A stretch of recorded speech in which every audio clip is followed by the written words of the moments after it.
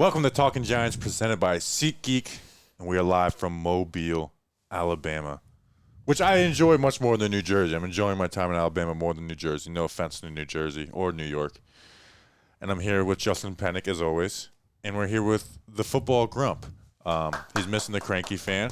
We're going to be here for Senior Bowl week all week. We're going to have live shows every single day, Tuesday, Wednesday, Thursday. We're going to have recaps of all the practices.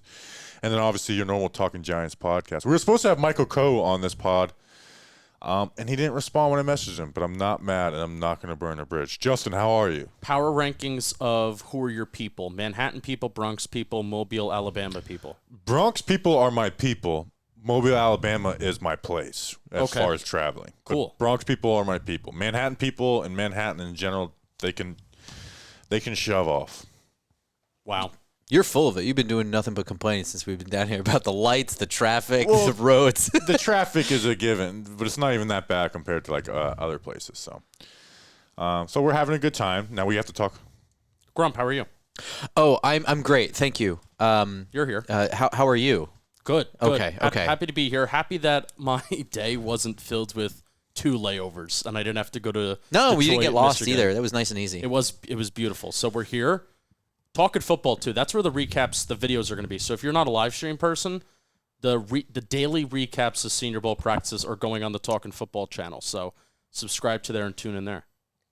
We got a lot of Giants news. A lot of Giants news. The Giants, Brian Daboll had his opening press conference. Patrick Graham is expected to be back unless he gets the Vikings head coach job, which he has a second interview for, and they hired their offensive line coach in Bobby Johnson. Before that, this episode was brought to you by some special people. We hit 400 patrons, by the way. Wow. We asked for that. We hit 400. We got Tyrese Gilmore of the Gilmore Girls. We got JD, stands for Just Stingers. Just Dingers, or Jerkin' Dogs. Howard Silverman. He's related to Sarah Silverman. Angel D. It's pronounced Angel, but he's an angel to us. Excuse me? Jason Alovo, Aloe Vera. Matthew Chester. Chester is a very Alabama name, right? Oh yeah, just Chester, Chester down the road. Sure, he'll fix your tire for you. Joseph Volpe. Joseph's actually my middle name. Jack Dalton, who's very happy for the Bengals, even though his cousin Andy Dalton doesn't play for them anymore. James Marshall, Mike Vest, he's a vest wearer. Matt Palmer, that's actually Carson. He's another person who's happy for the Bengals, even though his cousin Carson Palmer doesn't play for the Bengals anymore. I know a Jill Palmer. And Evan Antonucci, who did a $4.20 a month per Patreon, which, by the way, we are in room 420. Yeah. So, as is actually really hilarious, is they Justin's mad we shared the location like anyone's going to come and stop. No, I'm not mad. I was legitimate. Is he seriously paying $4.20? Yeah. Why not? But we're in. That's. I mean, there's a reason why that number is significant. That's a sign for the universe. Not only did I get a text saying, come down to room 420 when you're ready, I went and looked at the sign and there's no sign telling you which direction room 420 is. It says 421 to 436 or whatever this way, and then 437 and beyond the other way. So I was like, it's like the mile marker when people steal it. They're just we just don't put that number up anymore. Yeah. All right, let's talk about this Brian who are these people? Patreon.com/TalkingGiants. Thank you to our patrons so much. Over 400 of you, which is kind of bizarre. Patreon.com/TalkingGiants. $2 a month plus some other tiers. You get a lot of benefits. You get to hang out with us, watch the shows live, even when we're in person, which I feel like this is kind of cool. Get some other tiers. Bobby sent some stickers, magnets. We're adding what do you call it? Whatever this painting is. Should have put a sticker back there, but anyways, we'll do it for the next one. Well, we're adding a shirt to the store. We're adding a Brian Daboll beard face shirt to the store, and it's actually really cool looking. So go and get that. You could possibly win that. Patreon.com/TalkingGiants. All right, we belabored the point too long. Let's get into it. The Giants, Brian Daboll, his opening press conference. Now, I don't think anyone should ever overreact to these press conferences one way or the other, bad or good. They usually don't mean much, where Joe Judge's was one that everybody loved and Nick Sirianni's was one that everyone hated. Mm-hmm. Now Brian Daboll's was very different than Joe Judge's, even though some people compared it. Because, he did a 2-minute opener where Joe Judge did a 20-minute opener. Not 20 minutes, I'm exaggerating. And then answer questions. It was very, back and forth, joking around. And again, these press conferences don't mean much. But there was one thing that I pulled from it that, this is kind of substantial. Is that, he was asked about Daniel Jones, And he said Daniel Jones came to him. He was like, what's some things I should work on, concepts. I don't think they can share the playbook right now, but maybe they do without them actually doing it. And Brian Daboll instead said, no, first thing is first, I want you to come to me with things that you like, things that you feel comfortable and think you're good at, which to me, that is one big reason why I like the Brian Daboll hires, because I think what he's going to do is going to fit the players, not to – this isn't like some like Daniel Jones is the truth and we're finally going to break it out. But Daniel Jones is his quarterback right now, and he's going to try and build the scheme around his strengths, which the last coaching staff didn't do. The only things that were brought over from the Pat Shurmur to the Joe Judge era and Jason Garrett era was like plays that every playbook has, like stick. Yeah. Like they didn't bring over the same things, and if they did, it was ran very minimally. So that's something that we talked about on the Brian Daboll's Hired podcast, referencing guys like Derek Anderson and Cole Beasley, that, hey, he's going to truly try and build it around these guys' strengths. Now, do the Giants' offense going to be good next year? Probably not, but it's going to be built to their strengths, and they're going to have some good games. Yeah, personnel is going to shape the identity of the offense, not the identity of the offense facing kind of what the team looks like. And what I love just about having everybody in sync right now, which Joe Schoen has talked about that kind of over and over again whenever he's gotten an opportunity to talk about it. There's a significance to having Joe Schoen, Brian Daboll, and now, offensive line coach Bobby Johnson, all these guys being together, all these guys being in sync, and all these guys being on cycle, because what Joe Schoen has kind of talked about previously to joining the Giants GM job, it's what he's talked about since he's gotten the job, and things that we did our research on, he's talked about. And then same thing with Brian Daboll about, we're going to let the players kind of adapt the scheme and kind of dictate what we do, and we're going to work around those guys. And during, opening press conference, that's one of the main themes, and that's one of the main takeaways, and we already knew that. So I really do like that from step one, GM, what he's communicating, it's felt. Head coach, what he's communicating, it's felt from day one. I love it. Cool. So should we just ignore Grump and do our regular podcast? Or? No, I kind of was waiting. I was going to throw it to him. That's how radio works. I mean, I could just be the silent guy in the corner. No, I mean, I thought there were some things that were kind of interesting here. So before we get into the DJ stuff, because I kind of have a question I want to throw to you guys and see what you think. But it sounded to me like he revealed in the press conference that he had spent pretty much the entire weekend both interviewing for this job. I guess he said he drove through the snowstorm to whatever interview. But also that he spent like the entire weekend on Zoom. 40 hours, yeah, he threw that line out there. Yeah, so it sounds like we should be hearing the staff rolling out over the next coming days. And they really kind of are in crunch time. We're here at the Senior Bowl. Like, somebody should be here, right? Shane will be here when this is out. Exactly. But the coaching staff won't. Exactly. But, I mean, a normal team would have people down here.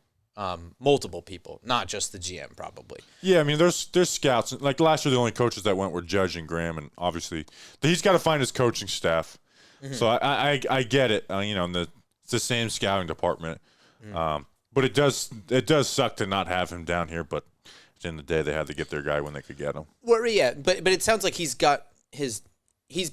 kind of been working the entire weekend to get things together. Like he's playing catch up. It sounds like he's getting there. We should be getting a bunch of news over the coming days, which is both, I guess, fortunate and annoying, right? Because we're down here to cover a specific thing, and we're probably going to be covering other stuff too. But at least we're all together, so that kind of does make it. That's kind of cool. But as far as instead of him dictating to DJ what plays he wanted to run, he asked DJ to bring plays to him.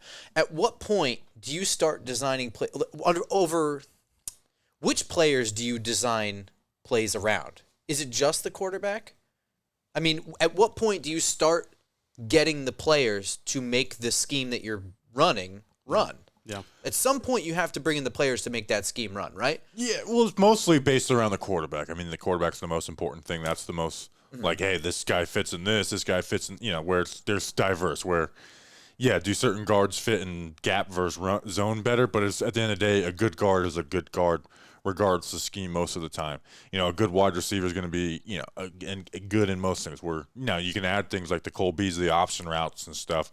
But for the most part, wide receivers are, Stephon Diggs is going to be good with the Vikings offense and Brian Daboll's Bills offense. So with the QB, it's the most important thing. And again, it's not like it's like, okay, here's the 50 things that Daniel Jones ran that he told me he likes. this is the playbook. Like it's going to be his offense. It's going to be a lot of the similar concepts as Buffalo, but there's going to have there's those plays that you don't just run. There's plays that you run 5-6 times a game that you run every single week that are staples of your offense. For Jason Garrett, it was the stick concept. For Jason Garrett, it was the all curls concept. Hopefully with Brian Daboll, it's downfield stuff like flood or dagger or things of that nature, which Daniel Jones had success running. So I guess my point really is that I wouldn't expect a real gigantic turnaround. Daniel Jones is essentially here for next year. This upcoming year. And beyond that is completely up in the air. Yep. So it's not like he's going to mold the entire offense around DJ. So I know he said that he wants DJ to run plays he's comfortable with, give me some ideas for plays. But I don't think this entire offense is going to be based around a player who may not be here next year. And in all likelihood, I would say is a more likely than not that he won't be here in 2023, right? Yeah, but at the same time, it's like what Daniel Jones isn't, Malik Willis or Lamar. Right. He's kind of a basic quarterback where there's not much. Not saying that he's going to be great at, but what type of things can't you run with Daniel Jones? Now he's not going to be throwing 65, 70-yard, balls without putting everything into it. You can throw that far, but not on the regular. I would say actually what he was running last year is what he's weakest at, just timing stuff. Yeah, it was to avoid turnovers. It was very much exactly. Pre-snap, let's look at the defense. Let's pick a side. Let's find one player where he's at. Where does the read goes off of him? It led to some, a lesser sack rate. It led to lesser interceptions and less fumbles. But it also led to way less points than Daniel Jones began this year. Right. But at the same time, to me, it's not even about Daniel Jones specifically. It's more about Brian Daboll fitting it around his quarterback. Yeah, correct. It's about whether Daniel Jones is the QB in 2023 or it's some guy we don't even know the name of right now. So to me, it's less about he's going to build around Daniel Jones. It's more so he's going to build around his quarterback. Right. And that was just a distinction that I wanted to make. Yeah. Right now, his quarterback is Daniel Jones, but that doesn't mean anything really outside of next year. Right, yeah. So it's not like we're going to build some huge offense for Daniel Jones and then he's going to be gone. It's we got to totally change what we're doing, because at the end of the day, there's still going to be his basics of his offense. It's going to fit the players, but there's also an identity to a Brian Daboll offense. All right, so any other coaching important takeaways? Before he's probably not going to call plays, which makes me think Ken Dorsey's on the way. Right. We'll wait till Ken Dorsey's officially hired. We talked about it on Saturday a little bit. So we'll wait till the official hire. But that to me sounds like, hey, Ken Dorsey's coming in once we fulfill the Rooney Rule. How about now this is where you get how we did it with Joe Judge analyzing his opening press conference. But how did you feel about him just as a genuine, authentic person? Because I felt like he was, and I liked that. He seems like a cool dude, but at the end of the day, it's it matters all that matters if you win or lose. We're talking about this in the car, where it's Joe Judge's opening press conference. There was nothing bad about it. What was bad about Joe Judge is they couldn't win games in the year two. Yeah. They lost all those games in a row, and then when Daniel Jones went out, the offense went from bad to just the worst thing you've ever seen on a football field. That Joe Judge's press conferences. Now, the 11-minute one was different, but the whole, he says the same thing. That was never an issue. That's just something people get mad at because we're losing, so let's find something I can talk about instead of, this type of run concept or this defensive concept. So, at the end of the day, that personality is great right now because he's new, and if we win, it's going to be great. He's going to be a fun guy. But if we lose, if he's making jokes like that to the media, it's going to be this guy just jokes around. He's not serious enough. And Giants fans will say, Joe Judge, at least he did that. He did handle the media right way. That's going to be exactly what happens. I agree with you completely, yeah. Yeah, at least to start with this, I felt Daboll. The honeymoon's always fun. Yeah, I felt Daboll was a combo of kind of giving you the. He was not snarky with the beat reporters. He was having fun. He was saying how are you? He was having fun with them, but I still felt like there was a little bit of Belichick and Saban in there, but also him being himself with some of the details that he put in there, and I'm sure it's calculated too. I felt that vibe in there, but also at the same time, unlike with Judge, where it's this dude is just scripted to the T, and at the time we loved it. I felt this is still a genuine and authentic dude, and he used those same words in there. And again, it reflects the research that we did, and he's coming in here, and it's the same way, which is cool.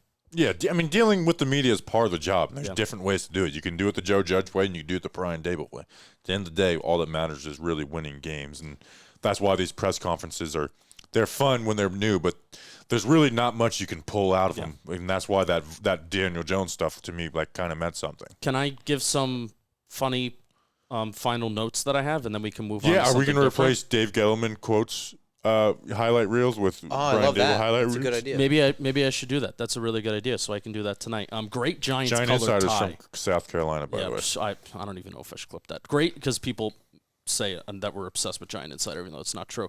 Great Giants colored tie that he had today. I thought it was totally beautiful. missed that. You missed it? I was listening to it. I wasn't watching. These are the details you have to pay attention to. I screwed up. So we have a GM and a head coaching we have a GM and head coach right now. Daboll came in on a Ford Raptor, and Shane has a Jeep Wrangler. It's matte black, though. That's the important distinction. Matte black, and also Daboll did not lock the Jeep, did not lock the Raptor as he walked into the building. Joe Shane did the power, these are both power moves, by the way. Joe Shane locked the matte black Jeep Wrangler from inside the car. We don't fuck with keys, all right? Don't. There's no need to take out the key. Either leave it unlocked, lock it from the door. Don't waste your time. I think they just. What if they just turn the alarm on every time they cut out? They park in a locked parking lot. No, but seriously, they've just taken the moving to Jersey thing too far. They don't need to pump gas. They don't need to lock cars suddenly. I don't know. I hope I get a head coaching gig, because when they ask me to do that video, I'm just going to turn the alarm on. You're going to show up in a beater. You're going to show up in like a hoopty. 03 Crown Vic. Every time that yes, sir, I know the brake light's out on my S10. Every time that we've walked back to our rental car today, Bobby Skinner, he knows where the vehicle is, but he's blasted the car alarm, which is totally unnecessary. I was on Justin the whole way to the car, too. Well, it's not just on. It's not because of that. I was waiting for Justin to acknowledge that I turned the alarm on. And then I'm like, can you shut the F up? All right, him and Tom Rock connected on being bald with beards. I like that. And Mike Garafolo, which probably the most illuminating thing from this is that I miss Mike Garafolo on the Giants beat. His 4-year-old fell asleep. Okay. I wasn't here for the Mike Garafolo era. Oh, that was like 2011.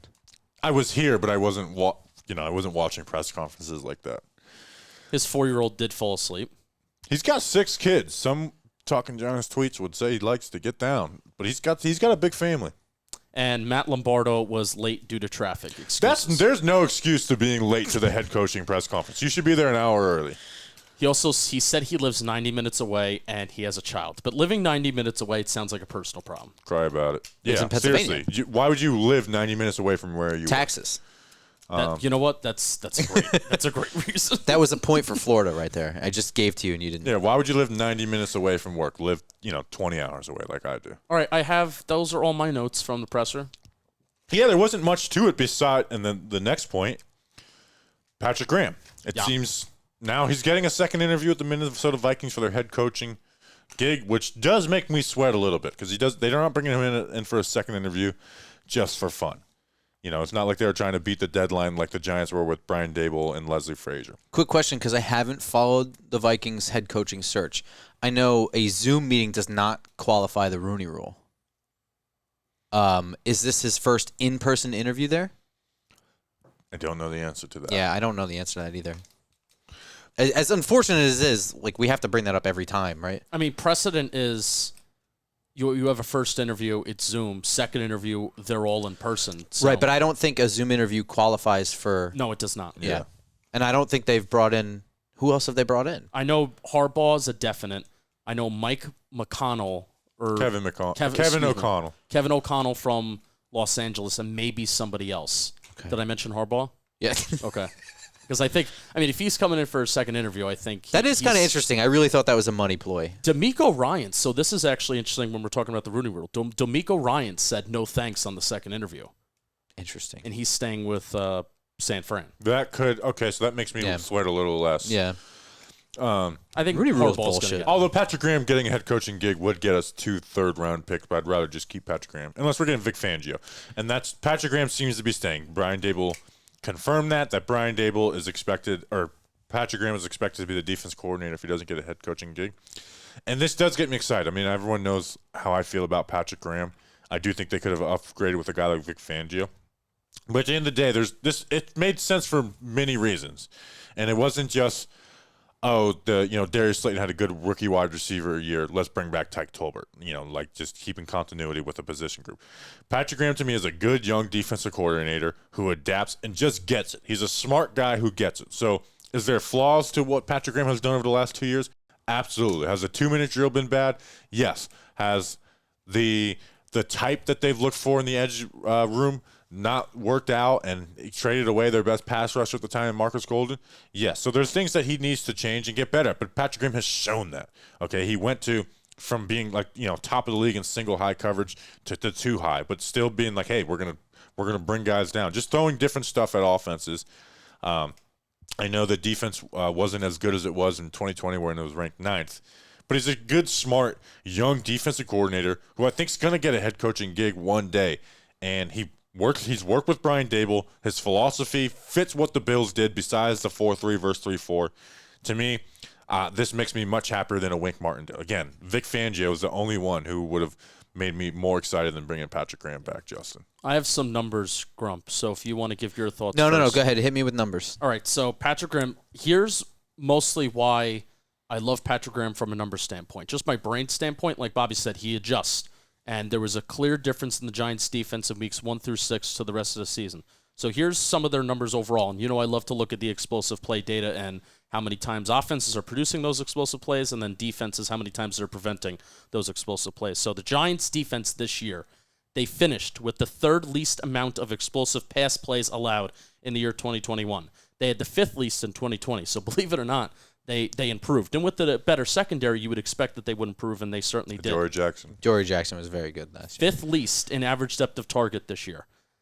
9th most in explosive run plays allowed. So there was a little bit of a difference. Run game was bad this year compared Run to game the was year bad, before. but also Blake Martinez, I think, factors into that at least a little bit. Now, and they invited guys to run the ball on them, too. Something that's significant is actually when the defense was its worst just total in weeks 1 through 6, the Giants allowed a lot less explosive running plays, and then weeks 7 to 18, they allowed a lot more explosive run plays. So that's why I really put more emphasis on the passing game and allowing those explosive pass plays. Excuse my computer making noises.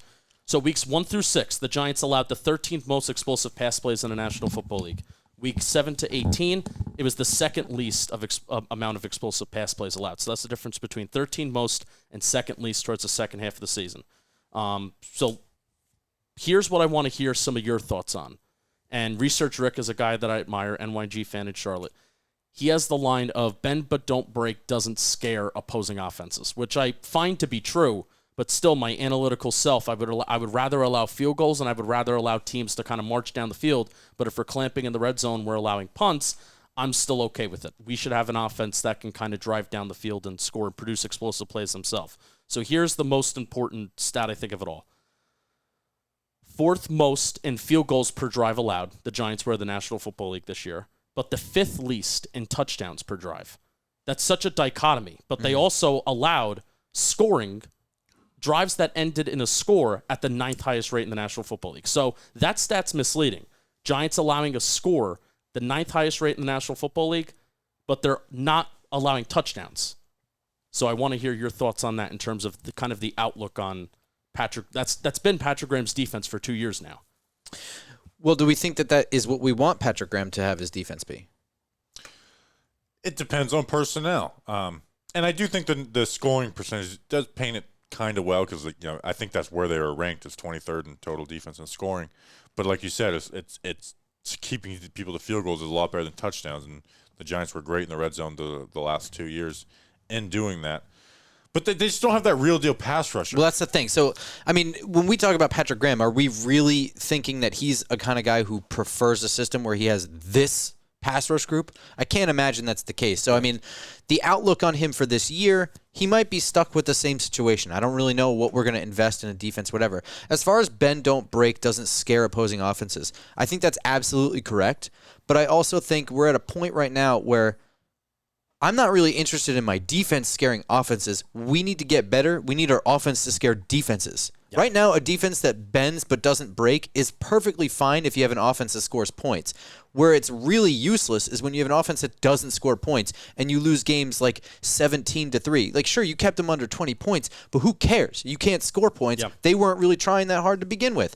But if you're in a situation where we have the defense that we have and we don't have a pure number one pass rusher, we've got a guy like Ojulari who's at best a number two, right?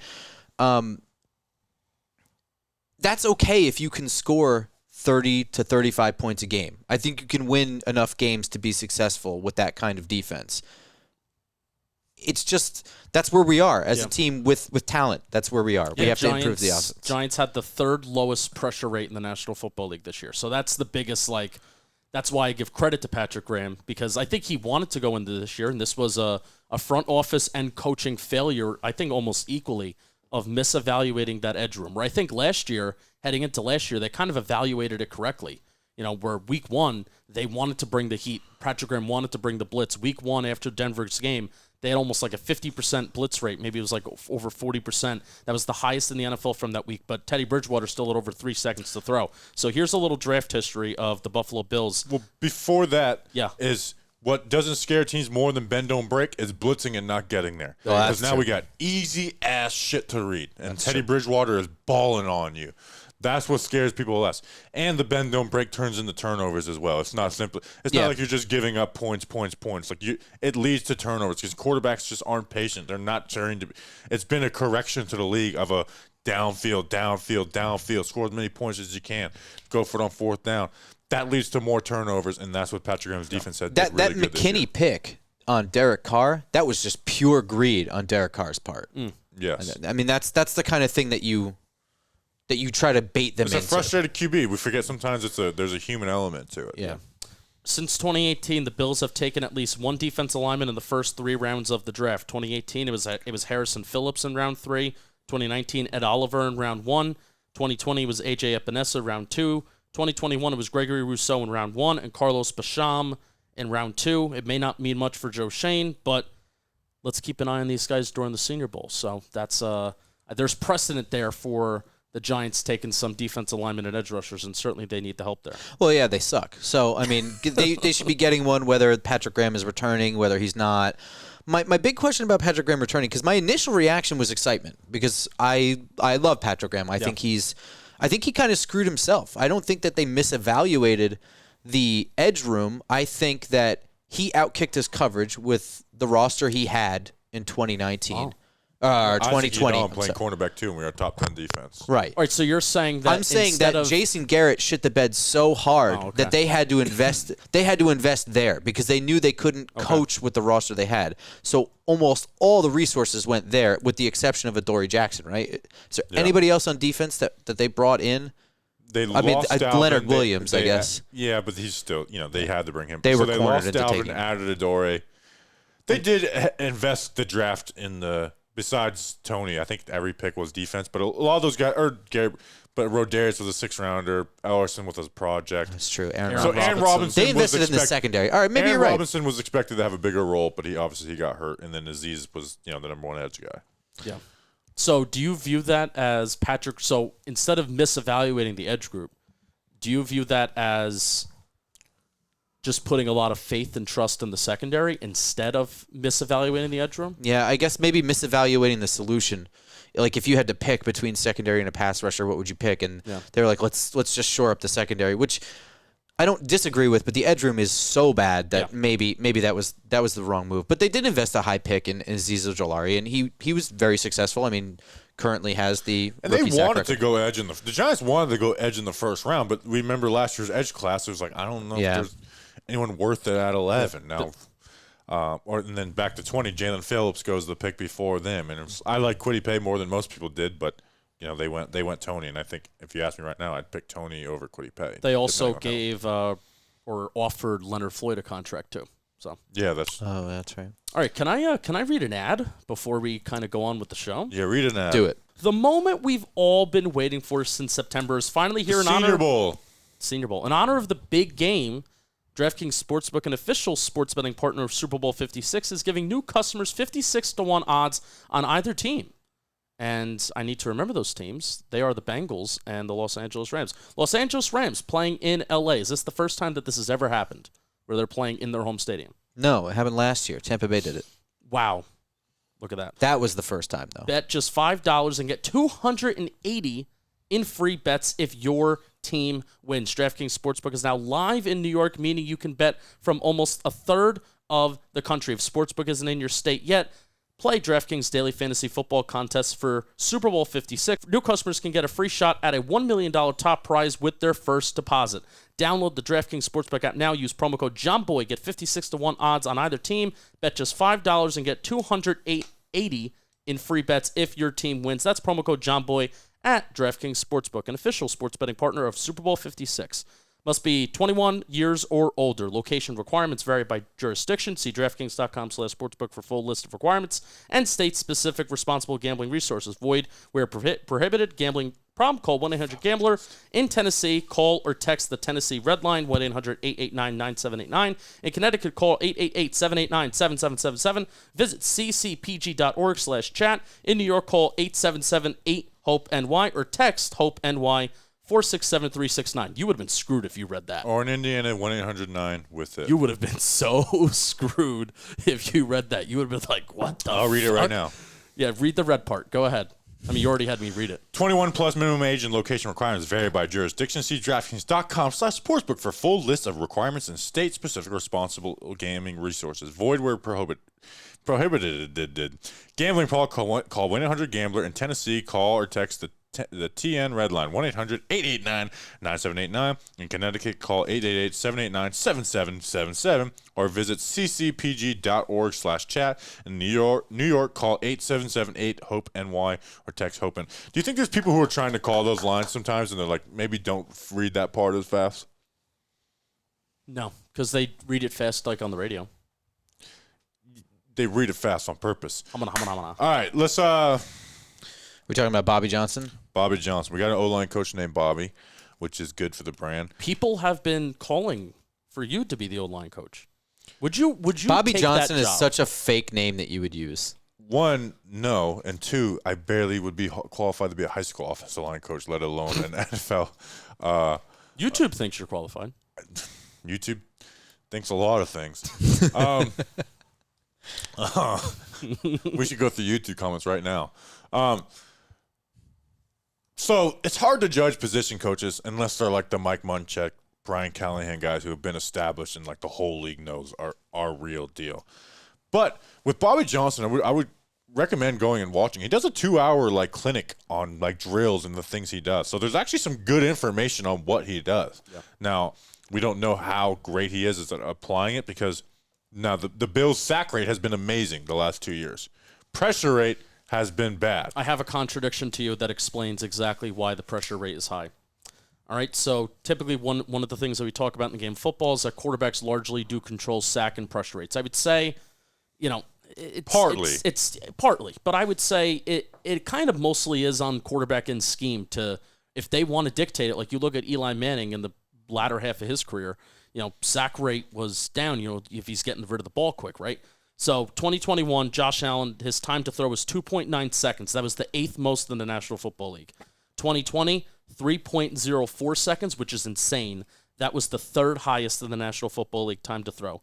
2019, 2.86 seconds. I still think 2019, the offense was a little bit more scripted, and it was still pretty much scripted before Daboll really did like this full change of I'm going to, that was pre-Stephon Diggs. I'm just going to totally evolve based off my player. So 2019, it was 2.86 time to throw. That was still the 10th highest in the National Football League. So I think that kind of explains why the pressure rate may be high. Because, those time to throw totals are really, really high. If you're holding onto the ball on average 3 seconds per passing attempt, that is an eternity in the National Football League. Are you ready for this? I have a contradiction to yours. Wow, I love contradictions. Bam! Contradiction to the contradiction. Bobby Johnson wasn't even there until 2019. So 2017, 2018, the offensive line was controlled by Juan Castillo, who was an offensive line coach for a very long time and then inexplicably became the defensive coordinator for Andy Reid's Philadelphia Eagles upon his departure. It was a whole debacle. It was a giant mess. I looked into the change, and when Bobby Johnson took over that job in 2019, which, by the way, in 2017 when Brandon Beane took over that team, he was somewhere the hell else. He was in Oakland as a tight ends coach, which is kind of strange. He flip-flopped between those two. He was with tight end coaches for a long time. But when he came in 2019, there was a huge shift in what they did in the offensive line. And this was the second year for Brandon Beane was 2018. That was when they dumped a lot of contracts. Yeah. 2019 is when they started giving them out, which included a record-setting one for Mitch Morse, the highest ever for a center at that time. 4 years, $44 million. They got another center/guard, Spencer Long, for 3 years and $12.5 million. They went out and got Cody Ford, 38th overall. They went out and got John Feliciano, who they relied on, 2 years, $8 million. Ty Nsekhe was there for 2 years, $15 million. They made a huge investment in offensive linemen when Bobby came along. They noticed that Juan Castillo was not the guy, I think. Yeah. And he just, guys that Juan Castillo brought in, like center Russell Bodine, they dumped in 2020. They traded for draft picks. Wyatt Teller as well. They traded for draft picks. Mid-round draft picks that eventually got traded for Stephon Diggs. And quick resume to go through. He's the Bills' offensive line coach the last 3 seasons. Before that, he was the Colts' assistant O-line. You remember who the head O-line coach was for that Colts team? Remember he got fired? Tell me. Googe. Oh, what a small world. He learned. Now, Googe is an asshole, by the way. But he does know offensive line play. And he talked, I was watching the clinic, and he referenced Googe a lot, Googe just is horrible at dealing with human beings. Again, and then the 8 years before that, he was with the Bills, Jags, Lions, and Raiders. As a tight end or an assistant offensive line coach, sometimes both. And then before that was coaching college teams like Miami, Ohio. You brought up that Ben Roethlisberger. He was there when Ben Roethlisberger was a quarterback at Miami, Ohio. Yeah, so that's the quick resume. So I watched the clinic on him, and there's actually some good stuff to learn about it. And he has an emphasis on daily drills, emphasis on daily drills. Not just to okay, let's go through our scheme. Let's work on ankle bend. Let's work on knee bend and hip movement. Like every day before practice, we're doing these type of stuffs. And he correlates it and he explains to his players why we're doing this drill. Why are we doing this drill? Because it fits what we do in this situation. And he talks about being on page with the offensive coordinator. You need to have, as an offensive line coach, you have to have a good relationship with your offensive coordinator to know what you're doing. If you're not doing vertical sets, well, why? We're not going to sit there and practice vertical sets and one-on-ones, and then we're going to have the D-line coach adjust for those things and those type of drills. And that brings me to my next point. Doesn't believe in vertical sets, and for most people, that's basically when a tackle is going back in a straight line, and guards getting depth off the start. They will believe in being aggressive in their pass pro. Pass pro isn't passive, which is Brandon Thorne says that line a lot. How do you feel about that?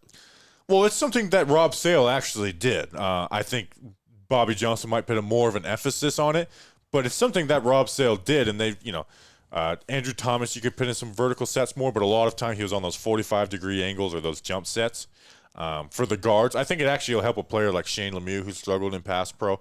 So it's actually it's sliding protection. So it's not far off of what Rob Sale did. Now, but we don't know how good Rob Sales was dealing with players. The Matt Parrott situation still weirds me out a little bit with Sale. Although I do view Sale. I like Sale more than most people. He should get some credit for Thomas, the Will Hernandez stuff. I don't know what happened there. So it's basically hey, he doesn't believe in those vertical sets because it leaves guys vulnerable on the inside. So he wants to protect from the inside out. We want to be able to recover versus counter moves better, and that's what that does. Now, a guy like Thomas, you could put on an island on vertical sets, but those guys those guys don't grow on trees. Yeah, and one of the things that Bobby Johnson said in that video is that every offensive lineman's assignment is different, and every offensive lineman's role is different. I watched probably the first 20 minutes of it, and that was the thing that stuck out to me. All right, so I'm kind of I'm on the rudimentary level of, I guess, football schematics and offensive line stuff. So, I think the entire NFL, it's okay, vertical sets, that's just what you have to do as an offensive tackle. Maybe not, guards, but offensive tackles, that's what you have to do. And one of the, let's use Penei Sewell as an example. One of the critiques that I had of him is just a lack of experience in those vertical pass sets when he was at Oregon. Is that going to be kind of the thing that we're going to be going to, where instead of those guys coming out and they're pushing off this front leg and they're going back, one of the things that we should be expecting is they're just going to try and punch and kind of just mirror guys up front for pass blocking? On the inside, the tackles, you can only jump set on so many plays. You have to get depth. But on the inside, absolutely. Okay. Whereas, and again, Gooch tried to implement some of it. More of this is anti-Colombo stuff where they have the guards getting serious depth. Now, your center still wants to get depth, to help out guys, and that's where Gates really flourished, was in that role. So, again, there's different strokes for different folks as the O-line, but a lot of the NFL is becoming more of these slide protections, quick stuff. And part of that is, the way the NFL passing game has changed. And then the run game, it's diverse. He runs zone stuff, gap stuff, full, double teams, fold stuff. So it's diverse. So basically, okay, Bobby, what's your opinion on Bobby Johnson? I'm going to wait and see. I talked with Anthony of Cover One, our Bills guy, who we're going to have on the show next week, and he's just basically going to break down our whole coaching staff for us at this point. But he's like, hey, it's position coach is hard to judge, but he's like, I'm not crying about Bobby Johnson leaving. Okay. So it's a to be seen, and then you need players at that spot. And if there's one thing that Joe Shane, the Bills, and Brandon Beane, they didn't spend a lot of high capital on the offensive line. So they did. They weren't filled with first rounders like the Dallas Cowboys offensive line. I mean, you also know that you have Josh Allen, which, again, I think they do understand, and I think they do have that belief that quarterbacks are the, part of the equation in keeping that sack rate down, keeping that pressure rate down. I mean, you saw this year, offensive line was arguably the worst, not counting Andrew Thomas, but the worst set of kind of pass blockers maybe since 2018, definitely they were worse than 2020, but Daniel Jones' sack rate was down, and he was like top 10 good in keeping that sack rate down across the NFL, and that's because, a quarterback that finally has a good feel for the pocket and a good Andrew left Thomas, tackle. yeah. So how do you feel, Grump? I feel okay. This isn't Mike Munchak or Brian Cowher, exactly. where you can Yeah, celebrate it. I'm not going to be super excited, but where I do feel comfortable with this is that I don't take either of these men, Joe Shane or Brian Daboll, to take the offensive line lightly at all. So I know that I'm assuming now, but I have a good feeling that they put some real serious thought in this. And I think that connection between O-line coach and offensive coordinator is super important. Right now, I'm just calling Brian Daboll the offensive coordinator as like a de facto, at least for now, until next year we'll reevaluate what the real situation is. But for this year upcoming, I'm thinking that he's pretty much running the offense for the most part, designing the offense. It's his philosophy. And him and Bobby Johnson, if they're on the same page, if he wanted to bring him along, they were working on something together that was working, and he wanted to bring him here, I feel comfortable with it. But like you said, I mean, there's only like two offensive line coaches that as soon as I hear their name, my ears perk up and I'm like excited. Like all these other guys, I gotta like look into research, and there might be reasons why they might have failed or reasons why they might have succeeded that you can't attribute to them. So it becomes a wait and see. But I feel comfortable that he's not just a random ass name. He's somebody that Brian Daboll trusts and brought here. Yeah, this isn't, we're in the month of March, and we're looking for that offensive line coach, which is, or I think you would say it's the most important position coach to kind of have and get. Yeah, definitely. It seems like players really like him too. Yeah, he's my biggest note is which we're not sure. We know they hated Gooch. They liked Colombo, but that was kind of a bad thing because Colombo sucked. They hated Gooch. I don't know exactly how they feel about Rob Sale, but I don't think they were in love with him. Yeah, so Bobby Johnson is a known psychopath, but players like him. He seems like a good dude to hang out with, which is doesn't qualify you as a good coach, but wearing those sweatshirts. I mean, now this isn't just Joe Judge wearing sweatshirts at practice. This is the dude's running around and he's sweating like a dog, and the players are like, he's kind of crazy, but he's fun and he's good. He's pretty old. Yeah, 50-year-old man running around sweatshirts. Yeah, it's Flats, Pat Flaherty, Ben Wilkerson. No one knows who Ben Wilkerson is, if he's good or bad. Is Pat Flaherty back as an analyst for the offensive line, which was always I liked. It's hard to say. It's part of me loves that, and also part of me is like, that's a lot of coaches for one position. Are they getting different opinions in the room? Yeah, remember Freddie Kitchens was also like working with the offensive line. He was the running game coordinator. Yeah. So that worked out fantastic. Yeah. So I'd be interested to see what happens with Pat Flaherty, because that's definitely a Giants legacy guy. He was offensive line coach for all those years and then brought back. I don't think he's coming back. I think he was kind of twisted into coming back and settled on an advisory role. That's kind of the feeling I got last year.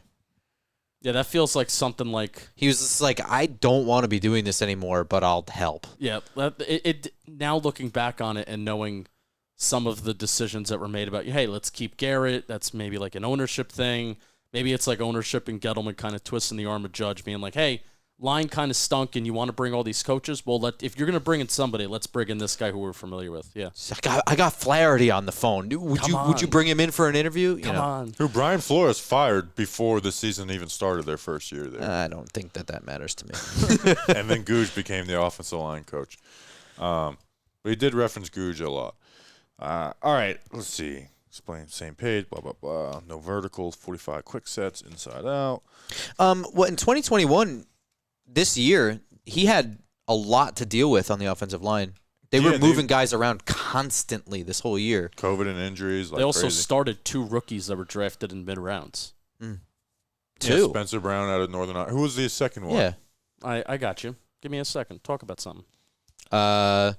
Spencer, we're down here at the Senior Bowl. Spencer Brown's teammate, Trevor Penning, tackle out of Northern Iowa. I'd be interested to see if that could be like a Giants. Teammate of Ellerson Smith. So I had done some work on Trevor Penning last year, actually. So we have Spencer Brown, who started 13 games, and I believe Tommy Doyle was also. He caught a touchdown pass. I think Tommy Doyle caught a touchdown pass. Tommy Doyle is also the name of a character in the Halloween franchise. Oh, really? Yeah, Tommy Doyle. He was one of the kids that was being babysat in 1978. He died. Spoiler alert. He just died. Supposedly, I think he died in the newest movie. He's dead. Sorry, Tommy. Any other Giants news before we maybe talk about the Senior Bowl a little bit? Yeah, we're doing good on time. I think we're like 46, 47 Yeah, we're a lot minutes in. faster in person. Are you going to be butthurt if Patrick Graham gets the Minnesota job? This is true. Depends on who we replace him with. Well, I mean, just the initial reaction. What are you going to be? Are you going to be damn it? Definitely going to be disappointed. All right.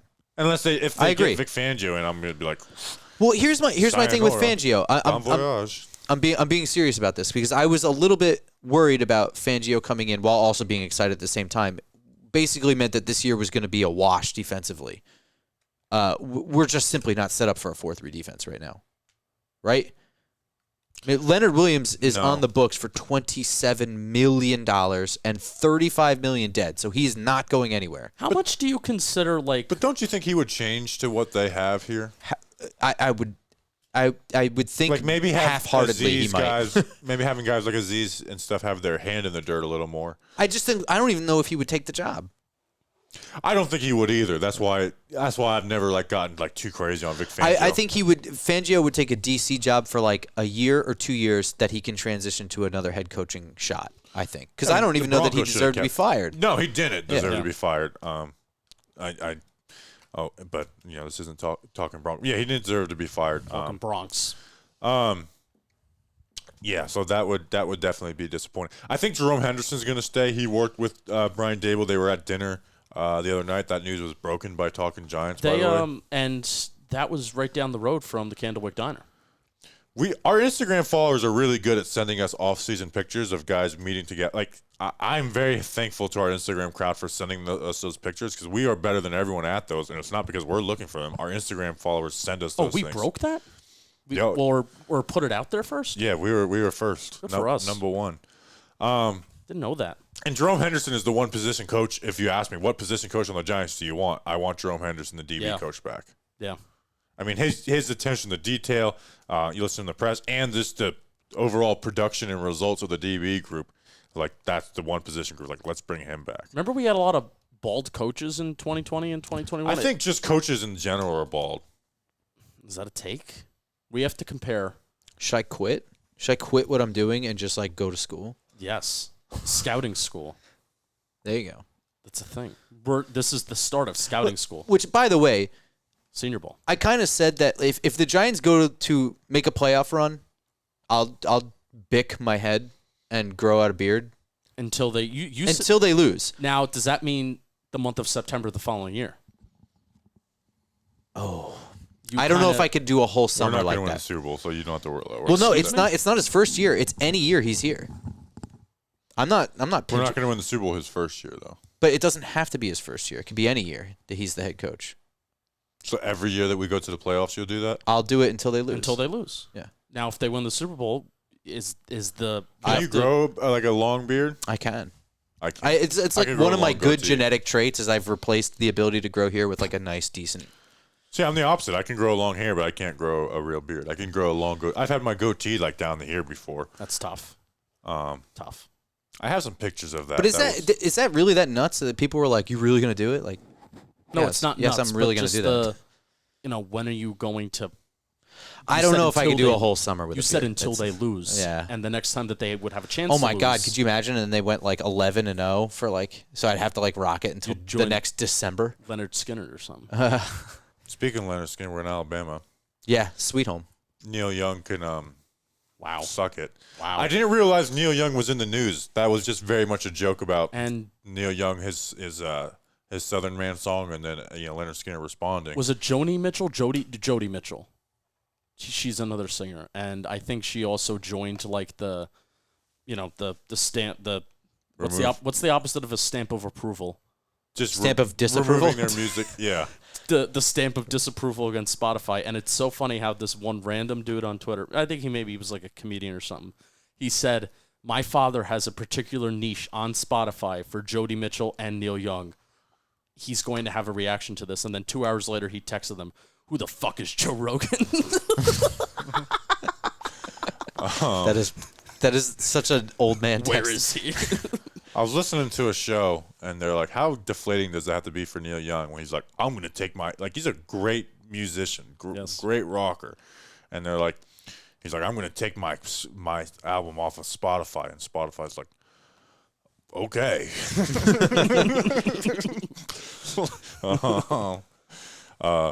So we're here at the Senior Bowl, kind of some content plans. Well, Snacks isn't here.